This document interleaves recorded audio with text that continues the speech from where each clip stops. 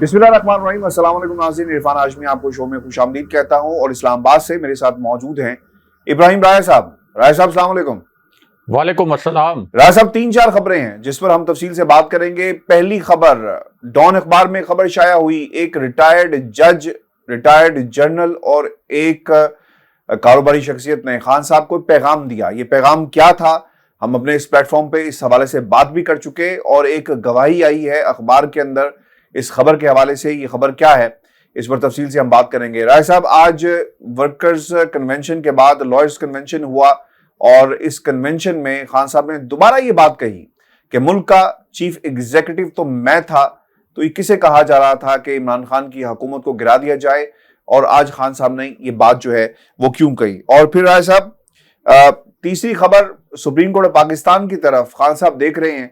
एक रूलिंग लेने के लिए कि एक महफूज रास्ता दिया जा सके उस एहतजाज को जो खान साहब करना चाहते हैं, जिसके रास्ते को रोका जा रहा है। और राना सनाउल्लाह साहब जो स्टेटमेंट जारी कर रहे हैं वो सुप्रीम कोर्ट के अहकामात के बिल्कुल मुनाफी है, और अब सुप्रीम कोर्ट का दरवाजा खटखटा दिया गया है। और क्या एक्सपेक्टेशंस है खान साहब की, इस पे हवाले से भी तफसील से हम बात करेंगे। और फिर राय साहब, कोर कमेटी का इजलास और अंदर की कहानी क्या है, क्योंकि पंजाब की सतह पर बहुत अहम फैसले किए गए, नए टास्क दे दिए गए, नए कमांडर चुन लिए गए हैं, और ये टास्क क्या है। और फिर इस्तीफों के लिए इजलास बाकायदा तौर पर बुलाया जाएगा और इस्तीफे इज्तमाई होंगे, इनफरादी होंगे, स्पीकर कौमी असम्बली के सामने पेश होने के लिए कहा गया है और डेट भी दे दी गई है। ये खबर क्या है, इस पर भी हम तफसील से बात करेंगे। और फिर आखिर में पाकिस्तान की एस्टेब्लिशमेंट क्या सोच रही है इस पूरी सूरत हाल को लेकर, क्योंकि अगर हम चाहें भी राय साहब, पाकिस्तान की एस्टेब्लिशमेंट को हम अलहदा नहीं कर सकते इस सियासी मंजरनामे से। लेकिन राय साहब, सबसे पहले डॉन अखबार की खबर, एक रिटायर्ड जज, एक रिटायर्ड जनरल और एक बिजनेस टाइकून, खान साहब को खास पैगाम दिया गया है।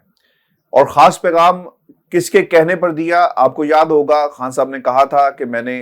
तमाम जो नंबर्स हैं वो ब्लॉक कर दिए, लेकिन इसके बावजूद रास्ता हमवार किया गया। ऐसा भी शख्सियत कौन है और क्या पैगाम दिया? देखें हाशमी साहब, असल में ये जो खबर छपी है इसमें 3 किरदारों का जिक्र किया गया है, और उस वक्त का जिक्र किया गया है जब इमरान खान साहब का लॉन्ग मार्च बहुत बड़ी तादाद में लोगों के साथ इस्लामाबाद में दाखिल हो रहा था, और इसमें बहुत बड़ी तादाद में पश्तून भी थे, यानी वो पश्तून जिनके मुतल्लिक अभी एक ब्रीफिंग हुई है पेशावर में। इमरान खान साहब उस ब्रीफिंग में मौजूद थे और वहां पर चारसद्दा से ताल्लुक रखने वाले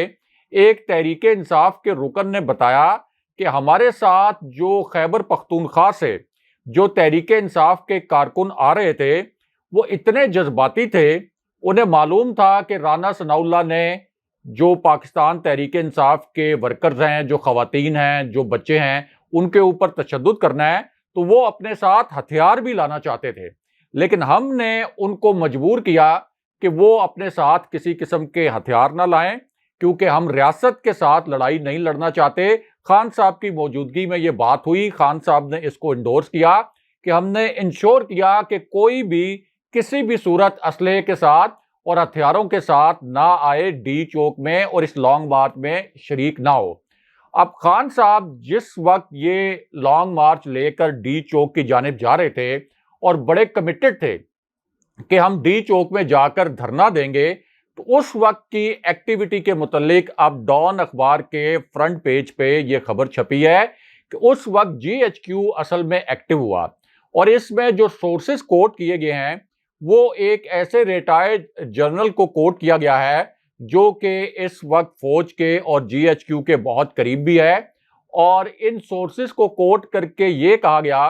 कि जब इमरान खान के साथ इतनी बड़ी तादाद में और इतने पुरजोश लोग मौजूद थे, और दूसरी जानिब रेड जोन में जाहिर है कि रेंजर्स की डिप्लॉयमेंट भी थी, इस इंपोर्टेड हुकूमत ने फौज को भी आर्टिकल 245 के तहत डिप्लॉय कर दिया था, तो वहां पर सूरत हाल बहुत ही खराब हो सकती थी। और GHQ को उस वक्त रियलाइज हुआ, इस खबर के मुताबिक एक जनरल को जो उन्होंने कोट किया है, कि अब हमें इमरान खान साहब को ऑन बोर्ड लेना होगा, खान साहब के साथ हमें राब्ते बहाल करने होंगे, خان صاحب نے خود کہا تھا کہ میں نے طاقتور شخصیات کے نمبر بلاک کر دیے۔ اس خبر کی اور خان صاحب کی اس بات کی دونوں طرف سے تصدیق بھی ہوئی تھی، لیکن اس خبر کے مطابق اس وقت خان صاحب سے ہنگامی رابطے کیے گئے، خان صاحب کو آن بورڈ لیا گیا، کیونکہ ریئلائزیشن یہ تھی اس وقت جی ایچ کیو میں اس خبر کے مطابق کہ اگر خان صاحب وہاں پر چلے گئے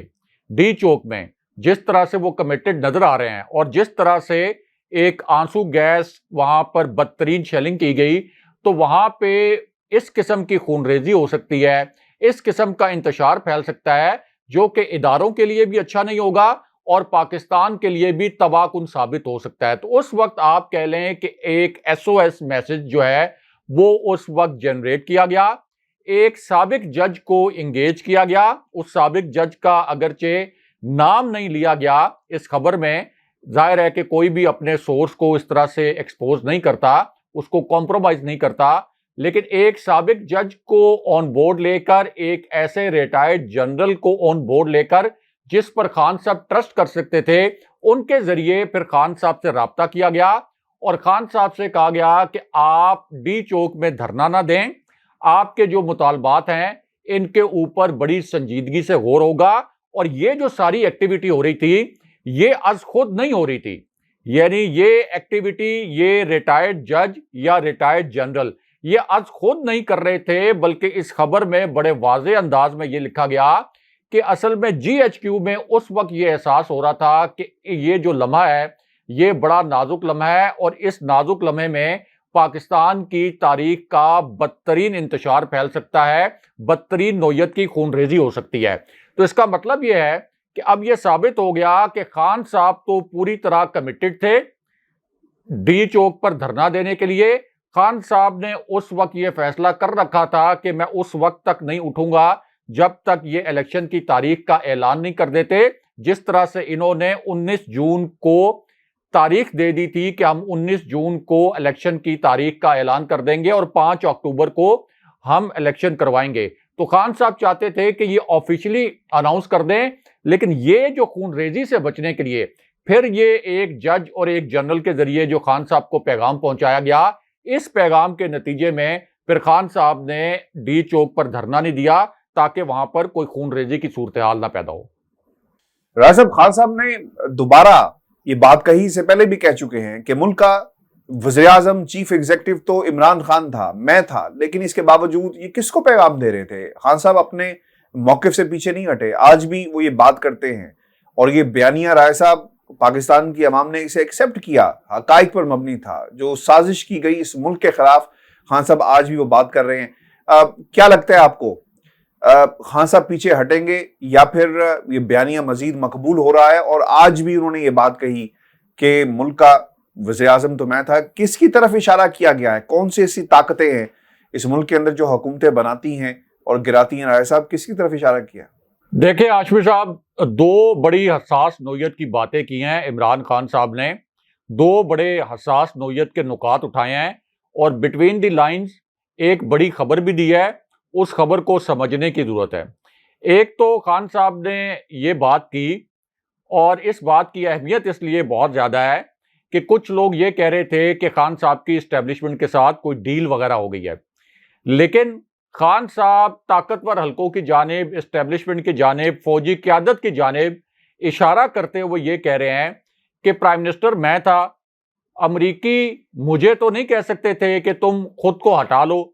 تم خود کو برطرف کر دو یا خود بخود عہدے سے ہٹ جاؤ۔ آخر امریکی پھر کس کے ساتھ مخاطب تھے؟ امریکی کس کو دھمکی دے رہے تھے اور کس کو کہہ رہے تھے کہ عمران خان کو ہٹاؤ ورنہ پاکستان کو نتائج بھگتنا پڑیں گے؟ اب پاکستان کے اندر کون سی قوت ہو سکتی ہے جو عمران خان صاحب کو یا کسی بھی الیکٹڈ پرائم منسٹر کو ہٹا سکتی ہے؟ ظاہر ہے کہ شہباز شریف کی تو یہ جرت نہیں تھی، اگر ان کے بس میں ہوتا تو وہ تو 3 سال پہلے خان صاحب کو ہٹا دیتے۔ آصف علی زرداری کے بس میں ہوتا تو فضل الرحمان تو خان صاحب کے پہلے سال میں، ان کی حکومت کے پہلے سال میں دھرنا لے کر اسلام آباد آگے تھے، یہ سب مل کر اسی وقت حکومت ہٹا دیتے، یہ پی ڈی ایم کی تحریک کے دوران حکومت ہٹا دیتے، لیکن ظاہر ہے کہ یہ حکومت کو ہٹانا ان کے بس کا کام نہیں تھا۔ اس لیے خان صاحب کا اشارہ یہ ہے کہ امریکہ ہماری اسٹیبلشمنٹ سے مخاطب ہوا اور امریکہ نے ہماری اسٹیبلشمنٹ کو کہا کہ آپ عمران خان کی حکومت کو ہٹائیں۔ دوسرا جو خان صاحب نے اداروں کو مخاطب کرتے ہوئے ایک حساس نوعیت کا ایک پیغام اور بھی دیا ہے، اور اس پیغام کے اوپر عمل درآمد ہونا اور اس پیغام کو سنجیدگی سے لینا اداروں کے لیے بڑا ضروری ہے، کیونکہ پہلی مرتبہ تو خان صاحب نے دھرنا اس لیے نہیں دیا کہ وہاں پہ کوئی خون ریزی نہ ہو، رینجرز کے ساتھ لڑائی نہ ہو جائے تحریک انصاف کے کارکنوں کی، کیونکہ خان صاحب اس قوم کو متحد کرنا چاہتے ہیں، اس قوم میں انتشار نہیں چاہتے اور کبھی بھی نہیں چاہتے کہ ہماری فوج کمزور ہو، ہمارے ادارے کمزور ہوں۔ تو اب خان صاحب نے کہا ہے کہ ہم سپریم کورٹ کے فیصلے کا انتظار کریں گے کہ کیا سپریم کورٹ ہمارے دوسرے لانگ مارچ کو تحفظ دیتی ہے یا نہیں، یعنی رانا ثناء اللہ کو جو جبر اور تشدد کیا گیا اس سے دوبارہ روکتی ہے یا نہیں روکتی، کیونکہ پہلی مرتبہ تو سپریم کورٹ کے احکامات کو رانا ثناء اللہ نے ہوا میں اڑا دیا۔ سب نے دیکھا، میں خود ریڈ زون میں موجود تھا، کہ کس قسم کی بدترین شیلنگ کی گئی بچوں اور بچیوں کے اوپر بھی، خواتین کے اوپر بھی۔ تو خان صاحب نے کہا کہ اگر سپریم کورٹ نے ان کو روکا،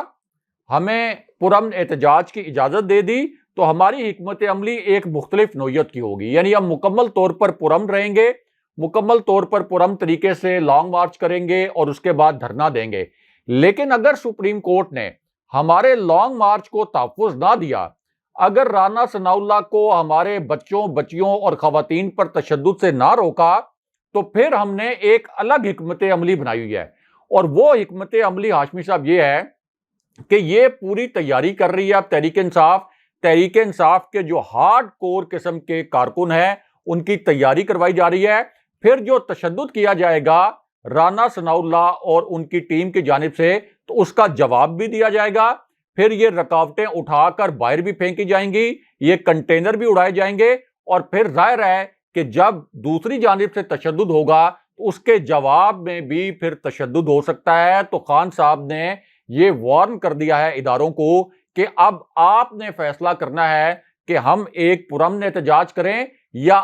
یہ جو رانا ثناء اللہ ہے یہ ہمیں پرتشدد قسم کے احتجاج پر مجبور کرے۔ اب فیصلہ ظاہر ہے کہ سپریم کورٹ نے بھی کرنا ہے، اور پاکستان جیسے ممالک میں چونکہ فوج کا، اسٹیبلشمنٹ کا سیاست پر بہت زیادہ اثر و رسوخ ہوتا ہے، تو یہ فیصلہ اب اسٹیبلشمنٹ نے بھی کرنا ہے کہ دوسرے لانگ مارچ میں ایک پرامن طریقے سے اس کو اختتام پذیر کروانا ہے یا اس کے اندر بھی تشدد کی صورتحال پیدا کروانی ہے۔ رائے صاحب، کور کمیٹی کا اجلاس ہوا، اور یہ اجلاس اس لیے بھی اہم تھا کہ ایک جائزہ لینا تھا پاکستان تحریک انصاف کی جو حکمت عملی تھی کتنی کامیاب رہی، آئندہ کا لائحہ عمل کیا ہوگا، اور خصوصاً رائے صاحب پنجاب کی حد تک اگر ہم بات کریں تو تقریباً 158 سیٹس ہیں پنجاب کے اندر جو صوبائی نشستیں ہیں، اور اگر اسے پلان کیا جاتا، ہمیں صرف ڈاکٹر یاسمین راشد، حماد اظہر اور کچھ اور لوگ تھے جن کے علاوہ کوئی پنجاب میں، یعنی جب لاہور سے قافلہ نکلے تو لوگ نظر نہیں آئے، اور اب شفقت محمود صاحب کے حوالے سے کہا جا رہا ہے کہ شاید وہ جان بوجھ کر جو ان کا کردار تھا وہ ان ایکٹیو ہو گئے، کہیں پر چھپ گئے، اور اب انہیں شاید بٹھا دیا گیا ہے، اور پنجاب کا جو رول ہے اور جو لیڈ کریں گے وہ شاہ محمود قریشی صاحب کریں گے۔ رائے صاحب، اگر آپ نے دیکھا ہو تو لانگ مارچ کے اندر بھی مخصوص چہرے ہمیں نظر آ رہے تھے، لیکن اس کے علاوہ لوگ اس لانگ مارچ کے اندر موجود نہیں تھے جس طرح انہیں ہونا چاہیے تھا۔ کیا فیصلے کیے گئے رائے صاحب پنجاب کی حد تک، اور کیا پیغام دیا گیا ہے، اور آئندہ کیا ہوگا؟ دیکھیں ہاشمی صاحب، اس میں حقائق کی درستگی بڑی ضروری ہے۔ پنجاب میں جو پی ٹی آئی کا ورکر تھا وہ تو نکلا اور بڑے جوش و خروش کے ساتھ نکلا۔ کے پی میں صورتحال تھوڑی مختلف تھی، کیونکہ کے پی میں تحریک انصاف کی اپنی حکومت ہے، تو اٹک پل تک پہنچنے میں انہیں کوئی بہت زیادہ رکاوٹ کا سامنا نہیں تھا۔ اصل رکاوٹوں کا سامنا کرنا پڑا جب انہوں نے اٹک پل کو کراس کرنے کی کوشش کی، وہاں پر بڑی بدترین قسم کی شیلنگ کی گئی، اور آگے بھی جگہ جگہ پر شیلنگ ہوئی، اور جو خان صاحب کے ساتھ لوگ آ رہے تھے ان کو گرفتار کرنے کی کوشش کی گئی اور ان کو روکنے کی کوشش کی گئی۔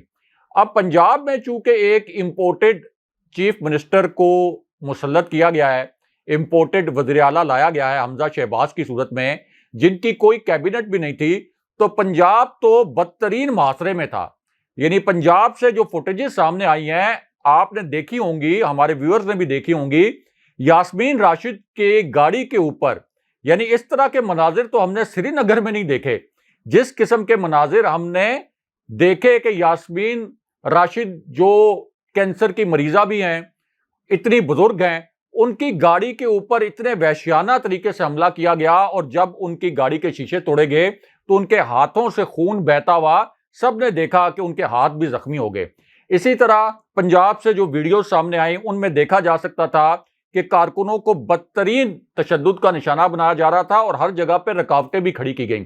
تو جو کارکن تھے وہ تو ہر قسم کی رکاوٹوں کو توڑ کر بھی جتنے پہنچ سکتے تھے پہنچ گئے, باقی گرفتار ہو گئے. لیکن پی ٹی آئی کے کچھ رہنما ایسے تھے جنہوں نے اس وقت اتنا ایکٹیو رول پلے نہیں کیا جتنا ان کو کرنا چاہیے تھا. یعنی کارکنوں نے تو بے لوث خان صاحب سے محبت کا اظہار کرتے ہوئے وہ رکاوٹوں کی پرواہ کیے بغیر, گرفتاریوں کی پرواہ کیے بغیر, یہاں تک کہ کچھ ایسے بھی کارکن تھے جن کے سر پھٹے, وہ پٹیاں کروا کے دوبارہ سے شریک ہو گئے لانگ مارچ میں. لیکن شفقت محمود سمیت کچھ ایسے پی ٹی آئی کے رہنما تھے جو بڑے نازک مزاج ثابت ہوئے, اور انہوں نے اس طرح سے ایکٹیولی لیڈ نہیں کیا اپنے کارکنوں کو. تو اس پر خان صاحب ناراض ہیں. خان صاحب نے ناراضی کا پیغام بھی دیا ہے کہ اگر آپ ان کو لیڈ نہیں کریں گے تو ظاہر ہے کہ کارکن تو پھر بدل ہو جائے گا کہ انہوں نے ہمیں لیڈ نہیں کیا. تو خان صاحب نے ان کو ناراضی کا پیغام بھیجا ہے. اسی طرح شیخ رشید کی جو 2 نشستیں ہیں یہ تحریک انصاف کی وجہ سے شیخ رشید کو ملی ہیں, ورنہ شیخ رشید کو یہ نشستیں نہیں مل سکتی تھیں. نون لیگ نے شیخ رشید سے یہ نشستیں چھین لینی تھیں. لیکن شیخ رشید نے بھی راولپنڈی سے, آپ دیکھیں کہ جس طرح سے ان کو لوگوں کو عین اس وقت پہ جب باقی شہروں سے لوگ اسلام آباد میں داخل نہیں ہو پا رہے تھے رانا ثناء اللہ کی ریاستی دہشت گردی کی وجہ سے اور ریاستی غنڈہ گردی کی وجہ سے, تو شیخ رشید راولپنڈی سے بہت بڑی تعداد میں لوگوں کو اسلام آباد میں انٹر کروا سکتے تھے. لیکن شیخ رشید بھی اس طرح سے ایکٹیولی انہوں نے اپنا رول پلے نہیں کیا,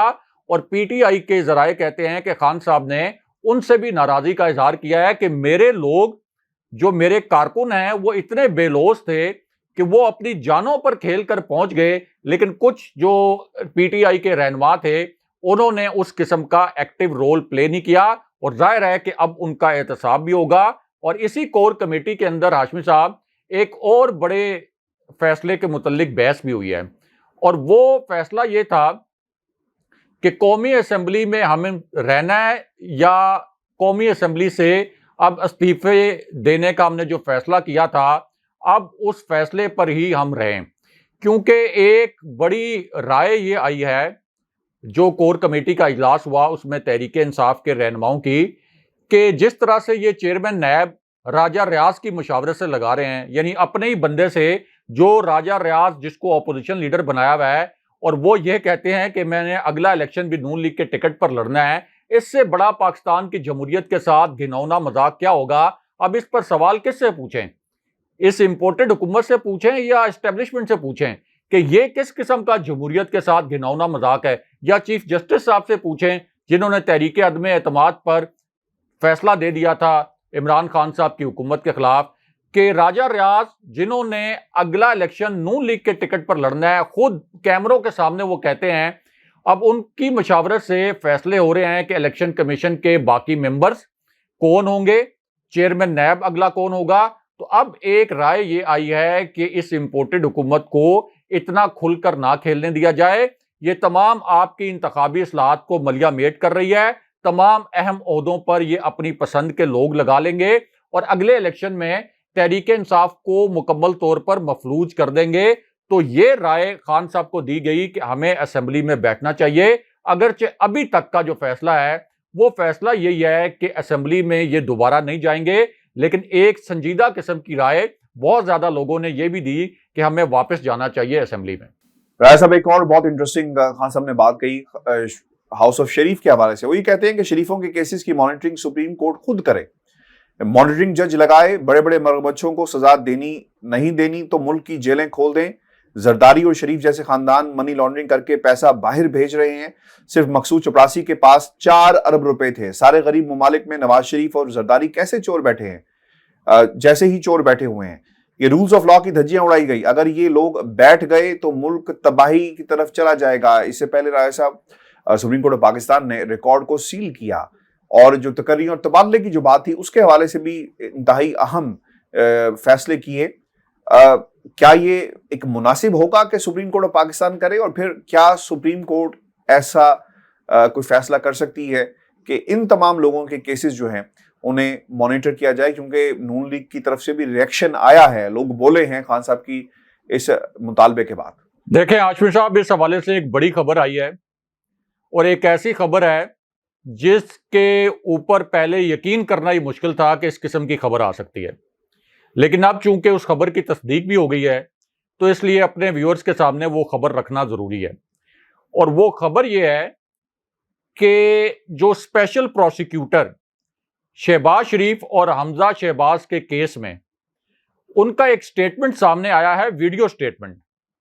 और वो ये कह रहे हैं कि मुझे DGFIA ने कहा, ये स्पेशल प्रोसिक्यूटर जिनको मुअत्तल कर दिया गया है, उन्होंने कहा कि मुझे DGFIA ने कहा कि अब शहबाज शरीफ और हमजा शहबाज के खिलाफ जो केसेस हैं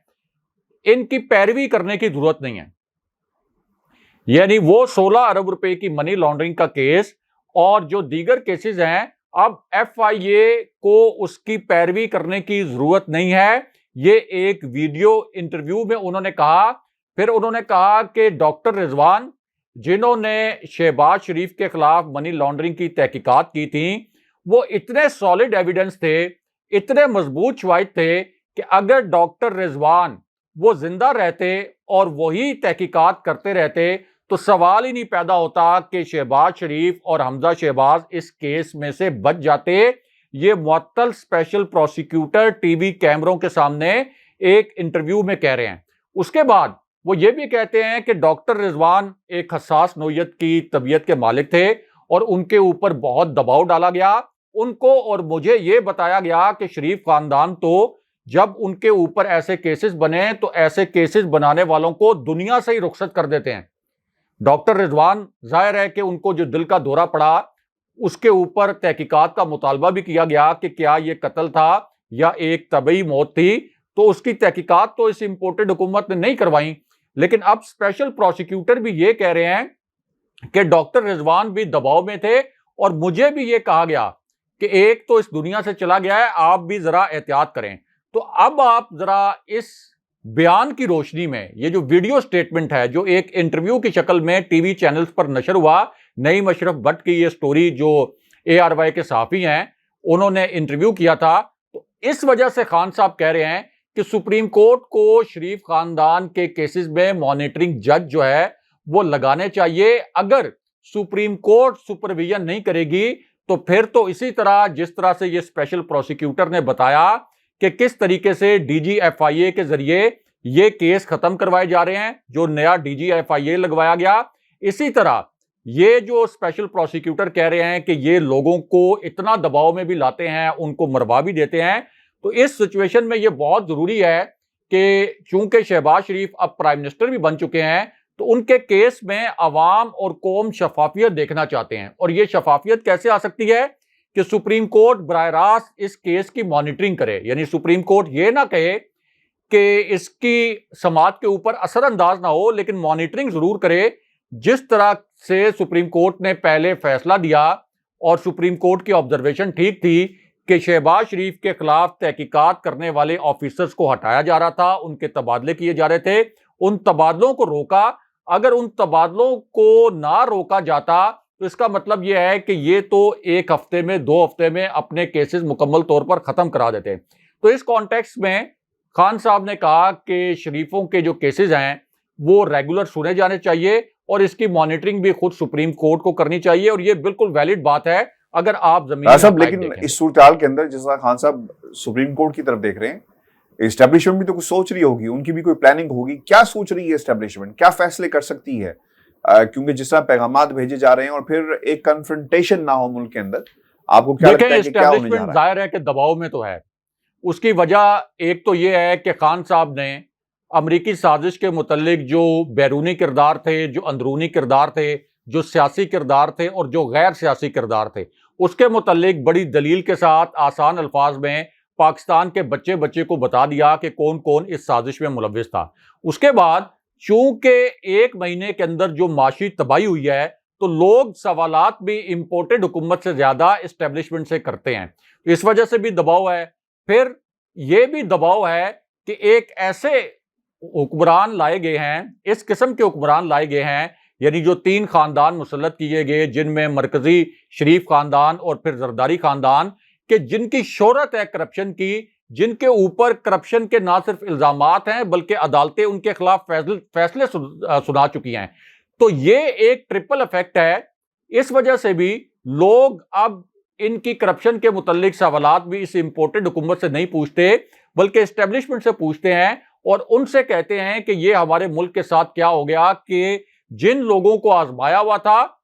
30 سال، جن خاندانوں کو آزمایا جنہوں نے یہاں پر منی لانڈرنگ کی، لوٹ مار کی، جعلی ٹرانزیکشنز کی، جنہوں نے اربوں خربوں روپے لوٹے، اپنی جیبیں بھریں، اگر وہی دوبارہ مسلط کر دیے گئے تو پھر اس میں عوام کیا کریں؟ تو اس وجہ سے یہ جو تمام 3-4 چیزیں اور پوائنٹس اکٹھے ہو گئے ہیں، اس کی وجہ سے اسٹیبلشمنٹ پر دباؤ تو ہے۔ اب اسٹیبلشمنٹ کی جانب سے یہ وائبس تو آ رہی ہیں کہ وہ سپٹمبر، اکتوبر میں یا نومبر میں جناب باجوہ کی ریٹائرمنٹ سے پہلے چاہتے ہیں کہ الیکشن ہو جائیں، لیکن ظاہر ہے کہ اب 1-2 مشکل فیصلے جیسے انہوں نے پیٹرول کی قیمتیں بڑھائی ہیں تو اس کے بعد ان کی کوشش تو ہوگی شہباز شریف اینڈ کمپنی کی کہ ان کو اگلے سال اگست تک ٹائم ملے، لیکن لگتا نہیں ہے کہ ان کو اگلے سال اگست تک ٹائم ملے گا یا اسٹیبلشمنٹ اتنا دباؤ برداشت کر پائے گی۔ اور زیادہ تر آپ دیکھ لیں کہ جو زیادہ تر حلقے ہیں ان کا تجزیہ یہی ہے کہ اس حکومت کو زیادہ سے زیادہ سپٹمبر اکتوبر میں جانا پڑے گا اور اکتوبر میں شاید جو اگلا الیکشن ہے وہ ہو جائے گا۔ بہت شکریہ ایسا ویورز، آج کا شو تھا، اپنے کمنٹس ضرور بھیجیے گا، چینل کو سبسکرائب کرنا مت بھولیے گا۔ اجازت دیجیے، اللہ نگہبان۔